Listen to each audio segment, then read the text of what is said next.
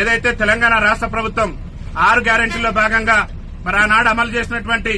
ఆర్టీసీలో మహిళలకు ఉచిత ప్రయాణం ఏదైతే ఉందో ఆ ఉచిత ప్రయాణం కారణంగా ఈ తెలంగాణ రాష్ట్రంలో ఉన్నటువంటి 30 లక్షల మంది వికలాంగులు ఆర్టీసీ బస్ ఎక్కాలంటేనే భయపడేటటువంటి పరిస్థితి ఈ రోజు దాపరించింది. ఇవాళ మహిళలు వచ్చి మాకు వికలాంగులకు ఉన్నటువంటి సీట్లలో కూడా ఆధిపత్యం చెలాయిస్తూ వికలాంగుల సీట్లలో కూడా వారు కూర్చోవడం వల్ల వికలాంగులు చాలా తీవ్రమైనటువంటి ఇబ్బందులు ఎదుర్కొనేటటువంటి పరిస్థితి ఉంది. కాబట్టి తెలంగాణ రాష్ట్ర ముఖ్యమంత్రి రేవంత్ రెడ్డి గారిని అదేవిధంగా తెలంగాణ రాష్ట్ర మంత్రి మరి పొన్నం ప్రభాకర్ గారు రవాణా శాఖ మంత్రిగా ఉన్నారు కాబట్టి తక్షణమే బాధ్యత తీసుకుని వికలాంగులకు గతంలో ఉన్నటువంటి ఒక సీటుకు మరో 2 అదనపు సీట్లు కేటాయించి వికలాంగుల సీట్లలో వికలాంగులే కూర్చునే విధంగా రాష్ట్ర ప్రభుత్వం వెంటనే చర్యలు తీసుకోవాలని చెప్పేసి కూడా భారత వికలాంగుల హక్కుల పరిరక్షణ సమితి ఆధ్వర్యంలో ఈ రోజు వరంగల్ జిల్లా వర్ధనపేట ఆర్టీసీ బస్టాండ్ లో మేము చీరలు కట్టుకుని రాష్ట్ర ముఖ్యమంత్రి గారు కనువిప్పగలగాలి, వికలాంగుల పరిస్థితి ఆర్టీసీ బస్సులు ఎంత దయనీయంగా తయారైందనేది రాష్ట్ర ముఖ్యమంత్రి గారు కనువిప్పగలగాలని చెప్పేసి ఇలా చీరలు కట్టుకుని మా వికలాంగుల సమాజం ఇలా నిరసన వ్యక్తం చేస్తుంది. ఈ నిరసనతోనైనా రాష్ట్ర మంత్రి గారికి రాష్ట్ర ముఖ్యమంత్రి గారికి కనువిప్పగలిగి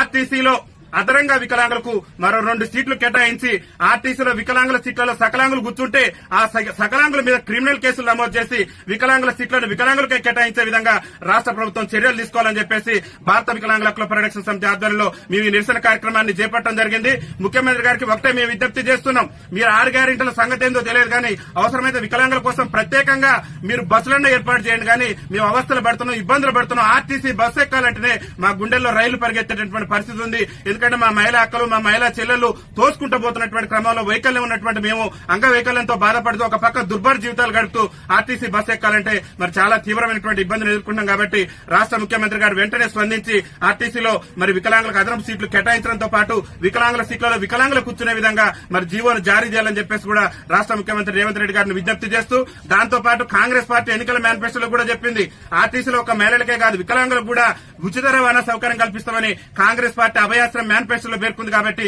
తక్షణమే ఆర్టీసీలో వికలాంగులకు 100% రాయితీతోనే ఉచిత రవాణా సౌకర్యం కూడా కల్పించాలని చెప్పేసి కూడా భారత వికలాంగుల హక్కుల పరిరక్షణ సమితి తెలంగాణ రాష్ట్ర కమిటీ పక్షాన మేము విజ్ఞప్తి చేస్తూ ఈ రోజు ఈ నిరసన కార్యక్రమాన్ని చేపట్టడం జరిగిందని చెప్పేసి తెలియజేస్తూ వికలాంగుల ఐక్యత.